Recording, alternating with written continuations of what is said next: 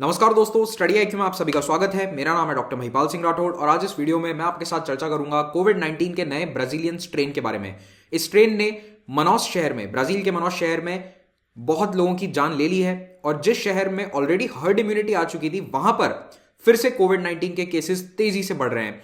ऐसा क्यों हो रहा है और इसमें दुनिया के अन्य देशों के लिए क्या लेसन हो सकता है, इसी को हम समझने की कोशिश करेंगे इस वीडियो में। अगर आप मुझसे सोशल मीडिया पर जुड़ना चाहते हैं तो मुझे ट्विटर, फेसबुक या इंस्टाग्राम पर महिपाल राठौड़ हैंडल पर फॉलो कर सकते हैं। इसी नाम से आपको मेरा टेलीग्राम चैनल भी मिलेगा जहां लेक्चर्स के पीडीएफ डाउनलोड कर सकते हैं। स्टडी आईक्यू एक स्मार्ट कोर्स लेकर आया है यूपीएससी सिविल सर्विसेज एग्जाम की प्रिपरेशन के लिए। इस कोर्स की मदद से आप प्रीलिम्स और मेंस की कंप्लीट प्रिपरेशन कर सकते हैं घर बैठे हुए और केवल 18,000 रुपए में ये कोर्स आपको मिल जाएगा और इसमें भी ईएमआई ऑप्शंस अवेलेबल हैं। ज्यादा जानकारी के लिए studiiq.com विजिट कीजिए। अब कोविड के इस नए ब्राजीलियन स्ट्रेन को समझने के लिए हमें मनाउस शहर की जो कोविड-19 की कहानी है उसको जानना होगा, उसको समझना होगा। उसी में सारे राज छिपे हैं इस स्ट्रेन के बारे में। मनाउस सिटी ब्राजील के अमेजोनास प्रांत की राजधानी है। ये वाला जो इनका अमेजोन जंगल वाला पूरा एरिया है, इस स्टेट का कैपिटल है मनाउस। 20 लाख यहां की आबादी है और इस शहर में अप्रैल और मई 2020 में कोविड-19 के बहुत केसेस आए थे। ये उन शहरों में से था, शुरुआती शहरों में, जहां पर हजारों केस आते थे डेली। और इनफैक्ट अक्टूबर सितंबर तक 51,000 लोगों को यहां कोविड हो चुका था। 51,000 लोगों को। याद रखिए, शहर की आबादी केवल 20 लाख है। तो सितंबर और अगस्त के महीने में इतने लोगों को कोविड हो चुका था कि यह घोषणा करी जा चुकी थी कुछ सर्वेस के बेसिस पर कि मनाउस दुनिया का शायद पहला शहर बन गया है जहां पर हर्ड इम्यूनिटी अचीव हो चुकी है। आपने ये शब्द बहुत बार सुना होगा, हर्ड इम्यूनिटी। तो हर्ड इम्यूनिटी का जो कॉन्सेप्ट है वो उस वक्त साइंटिस्ट कह रहे थे कि मनाउस में आ चुका है, लेकिन जनवरी में यह देखा गया कि यहां पर कोविड-19 के केसेस इतने तेजी से वापस आए हैं कि शहर की हॉस्पिटल व्यवस्था पूरी तरह चरमरा चुकी है। शहर में ऑक्सीजन खत्म हो गया, यहां पर एयरलिफ्ट करके ऑक्सीजन मंगवाना पड़ा।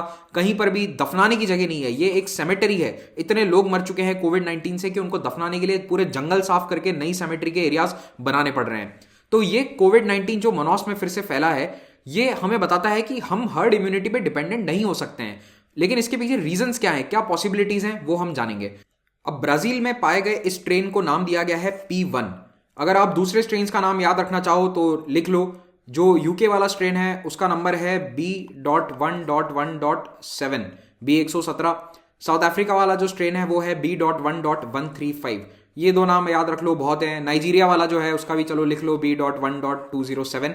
ये इन स्ट्रेन्स के नंबर हैं। और मुझे ऐसा लगता है कि 2021 में जो करंट अफेयर्स के क्वेश्चंस हैं उनमें यही पूछा जाएगा। SARS-CoV-2 कोई नहीं पूछने वाला, स्ट्रेन्स के ऊपर क्वेश्चंस आएंगे। एनीवेज, मूविंग फॉरवर्ड, तो मनाउस सिटी में जो ये स्ट्रेन है P1, ये पाया गया था जापान में पहली बार, क्योंकि जापान में कुछ लोग यहां से ट्रैवल करके गए थे और उनमें डिटेक्ट हुआ था ये। तो इसको कुछ न्यूज आर्टिकल्स में आपको जापान स्ट्रेन नाम से भी ये लिखा हुआ मिलेगा, लेकिन अब इसको मोस्टली सब ब्राजीलियन स्ट्रेन ही कह रहे हैं क्योंकि वहां से ओरिजिनेट हुआ था। अब सितंबर 2020 में मनाउस सिटी में कोविड-19 एंटीबॉडीज के लिए जो सैंपल सर्वेज हुए थे उसमें यह अनुमान लगाया गया था कि शहर की 76% आबादी कोविड एंटीबॉडीज शो कर रही है। इसका मतलब उनको इन्फेक्शन हो चुका है, वो ठीक हो चुके हैं। तो ये कहा गया था कि ये देश का, दुनिया का पहला सिटी है जिसमें हर्ड इम्यूनिटी पहुंच चुकी है। 76% तो काफी है। लेकिन दिसंबर के अंत में और जनवरी के पहले हफ्ते में यहां पर फिर से एक डेडली सेकेंड वेव आई है, जिसमें एक तो मोर्टेलिटी बहुत ज्यादा है और नंबर्स बहुत तेजी से बढ़ रहे हैं। इनफैक्ट इतनी तेजी से बढ़ रहे हैं कि इनके पास लोगों को दफनाने के लिए कब्रिस्तान की कमी पड़ गई है। 7 से 22 जनवरी के बीच में मनाउस में केसेस 125% की दर से बढ़े हैं और यहां के सभी हॉस्पिटल्स में सप्लाईज खत्म हो गई, ऑक्सीजन खत्म हो गया। ऑक्सीजन को हवाई जहाज से एयरलिफ्ट करके ये लोग लेकर आए हैं मनाउस में, तब जाकर यहां पर काम चल पाया है। और ब्राजील की सरकार की काफी आलोचना हो रही है। स्थिति इतनी खराब हो चुकी है कि कई महिलाओं को, गर्भवती महिलाओं को सी सेक्शन से प्रीमेच्योर डिलीवरीज करवानी पड़ी क्योंकि उनका ऑक्सीजन लेवल बहुत लो हो गया था। और इस तरह की न्यूज जब आई तब ऑब्वियसली ब्राजील के हेल्थ मिनिस्टर तक पर सवाल उठे हैं। उनकी जो रोल है उनका, वो अंडर इन्वेस्टिगेशन है कि उन्होंने इस क्राइसिस को रोकने के लिए कोई टाइमली कदम नहीं उठाए।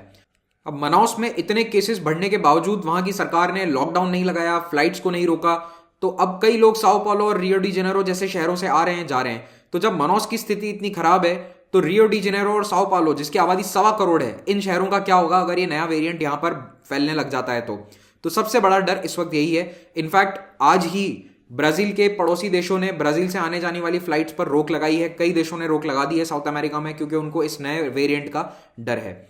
और ये वाला जो नया वेरिएंट है ये यूनाइटेड स्टेट्स भी पहुंच चुका है। 26 जनवरी को मिनेसोटा में इसका पहला आइसोलेट किया गया। ये फर्स्ट केस ऐसा देखा गया जिसमें ब्राजीलियन स्ट्रेन पाया गया था P1। लेकिन मनोस सिटी में हर्ड इम्यूनिटी आने के बावजूद कोविड के केसेस क्यों बढ़ रहे हैं? ये नया स्ट्रेन अगर आया है तो इतना ज्यादा घातक क्यों है, जबकि ऑलरेडी 76-80% आबादी बताई जा रही थी अगस्त सितंबर में कि उसमें एंटीबॉडीज आ चुकी हैं। तो इसको लेकर अभी लैंसेट में एक स्टडी पब्लिश हुई है 27 जनवरी को। उस स्टडी में 4 पॉसिबल रीजंस बताए गए हैं, वो मैं आपको यहां पर बताने वाला हूं।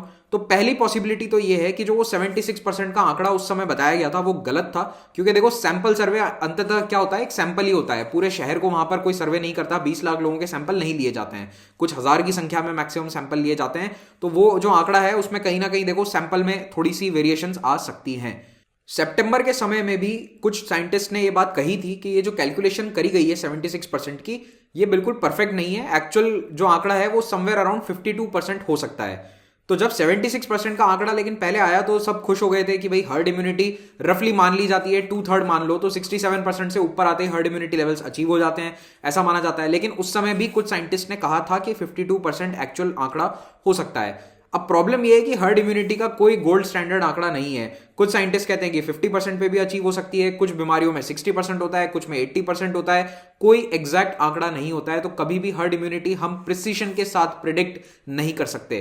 तो यहां पर क्या होता है कि ओवरशूट की हमेशा संभावना बनी रहती है। अब पेरू का एक शहर है इक्विटोस, वहां पर ये 70% रेट बताई गई थी कि 70% जब एंटीबॉडीज लोगों में देखी गई तो वहां पर हर्ड इम्यूनिटी आ गई थी। तो एक्चुअली में जो ये सीरो प्रेवलेंस सर्वेज हैं जो हमारे यहां भी दिल्ली पुणे जैसे शहरों में होते रहे हैं पिछले साल, तो इनके अंदर जो ये सैंपल आता है सब कुछ उस पर डिपेंड करता है कि सैंपल कहां लिया जा रहा है, किस एरिया में लिया जा रहा है। तो अब उस समय यहां पर 52% का आंकड़ा बताया था कुछ साइंटिस्ट ने कि वो 76 नहीं था, 52 था। लेकिन फिर भी 52 भी काफी है। अगर 52 को भी आप मान लेते हो तो भी इतना डेडली सेकेंड वेव कैसे मनोस में आ गया? दूसरी पॉसिबिलिटी यह है कि मनोस में जब पहली वेव आई थी वो था मई 2020 का महीना। अब आमतौर पर यह देखा गया है कि एक बार जो कोविड-19 से इन्फेक्ट हो जाता है उसके अंदर इम्यूनिटी रहती है 6 महीने तक। 6 महीने तक उसको फिर से इन्फेक्शन आमतौर पर नहीं होता है। तो अब वो 6 महीने का टाइम पीरियड जो है वो सितंबर अक्टूबर तक खत्म हो गया था। तो यहां पे ये माना जा रहा है कि जो सीरो सर्वे हुए थे वो सब हुए थे अगस्त और सितंबर में। तो उसके बाद उन लोगों की इम्यूनिटी चली गई, यानी कि ज्यादातर लोग मई जून के महीने में इन्फेक्ट हो गए थे और सितंबर अक्टूबर तक उनकी वो इम्यूनिटी चली गई। इसीलिए अब ये सेकेंड वेव देखी जा रही है, क्योंकि वो लोग अपनी इम्यूनिटी खो चुके हैं, क्योंकि समय काफी बीत चुका है। अगर नेचुरली एक्वायर्ड एंटीबॉडी ही जीवन भर चल जाती तो फिर हमें वैक्सीन की क्या आवश्यकता रहती? तो अगर ये सेकंड पॉसिबिलिटी वाला सिनेरियो सच है तो इसका मतलब और लोगों में ये एंटीबॉडीज जब धीरे धीरे खत्म हो जाएंगी, जिनका 6 महीने का टाइम पीरियड खत्म होगा, तो इन्फेक्शन फैलने की संभावना बढ़ेगी। सेकंड वेव और भी कई शहरों में आ सकती है। तो ऐसा कई शहरों में देखा जा भी चुका है। जैसे इटली में देखिए आप, इटली में सेकंड वेव फिर से आई थी अक्टूबर के समय में। यूरोप में लगभग सभी जगह सेकंड वेव आई थी।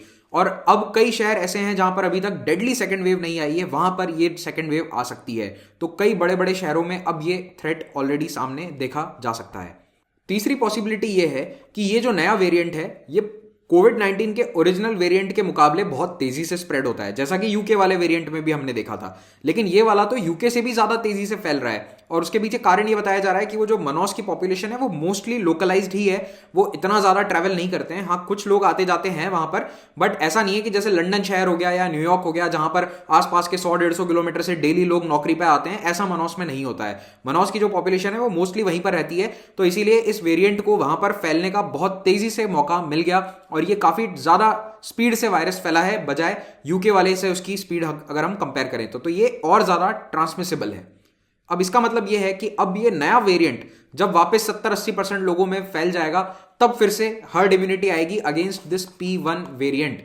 तो यानी कि अब सेकेंड टाइम ये साइकिल दोहराएगी, एक बार पुराना वेरिएंट, इस बार नया वेरिएंट, दोनों के खिलाफ हर्ड इम्यूनिटी बननी पड़ेगी। लेकिन इस सेकेंड राउंड की हर्ड इम्यूनिटी बनने के प्रोसेस में कई लोगों की जान जा रही है और ये वेरिएंट काफी डेडली है कंपेयर टू द ओरिजिनल कोविड-19 वेरिएंट।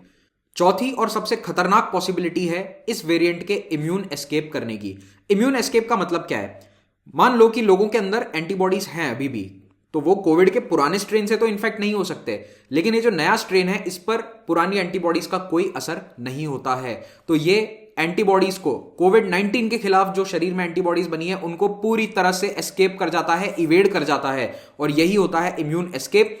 तो उन लोगों में भी जिनमें कोविड-19 के खिलाफ अच्छा खासा एक इम्यून रिस्पॉन्स आया था, वो भी इस वेरिएंट के कारण अब रिस्क पर हैं और ये बहुत खतरनाक स्थिति हो सकती है। अगर ये ही पॉसिबिलिटी सही निकली तो आप समझिए कि ये साइकिल चलता रहेगा, यानी कि पहले राउंड 1 हुआ हर्ड इम्यूनिटी का, अब राउंड 2 होगा और इसमें भी फिर से लोगों को बेसिक से स्क्रैच से शुरू करना होगा। तो मान लो कि मैं मनोस में रह रहा हूं, मुझे 2 महीने पहले ही कोविड हुआ है, तो मैं अब ये नहीं मान सकता कि मुझे 6 महीने तक कोविड नहीं होगा। मुझे 6 महीने के अंदर अंदर भी ये P1 स्ट्रेन के कारण, ब्राजीलियन स्ट्रेन के कारण फिर से कोविड हो सकता है। तो जो सेकंड पॉसिबिलिटी थी वहां पर भी इन्फेक्शन का डर तो होता है, लेकिन वहां कम से कम 6 महीने तो प्रोटेक्शन मिल रहा है।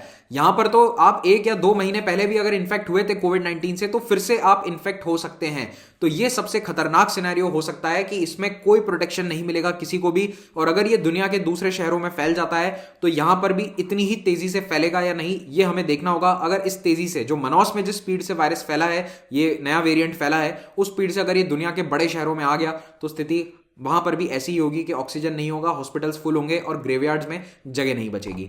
अब हम आते हैं वैक्सीन पर, क्योंकि अब आपके दिमाग में तो यही बात चल रही होगी कि वैक्सीन आ चुकी है, हमें डरने की क्या आवश्यकता है। तो देखो, अभी नए वेरिएंट्स के खिलाफ वैक्सीन काम करेगी या नहीं, इसको लेकर काफी संशय है। कुछ वैक्सीन नए स्ट्रेन पर काम कर रही हैं, लेकिन उनका इम्यून रिस्पॉन्स थोड़ा कम देखा गया है। जिन लोगों में ये वैक्सीन दी गई है और नए स्ट्रेन हुए हैं, उनमें इन्फेक्शन हुआ है नए स्ट्रेन से, उनमें इम्यून रिस्पॉन्स थोड़ा सा कम है। तो मान लो अगर किसी एक शहर के 100 लोगों को सबको वैक्सीनेट किया गया है, तो वहां पर यह देखा जा रहा है कि केवल 75% लोगों में इम्यूनिटी डेवलप हो रही है, जबकि हर्ड इम्यूनिटी में एक आइडियल लेवल अगर हम मान के चलें तो 80% होता है। वैसे मैं आपको फिर से बता रहा हूं, कोई एग्जैक्ट परसेंटेज नहीं होता है हर्ड इम्यूनिटी में, लेकिन 80% को हम फिर भी एक सेफ फिगर मान सकते हैं। तो हमें यह पता चल रहा है कि केवल वैक्सीनेशन से हम इन नए स्ट्रेन्स को नहीं रोक पाएंगे, हमें दूसरे मेजर्स भी लेने पड़ेंगे जो पहले भी लेते आए हैं। इसका सबसे बेहतरीन उदाहरण है अभी इजराइल और यूके।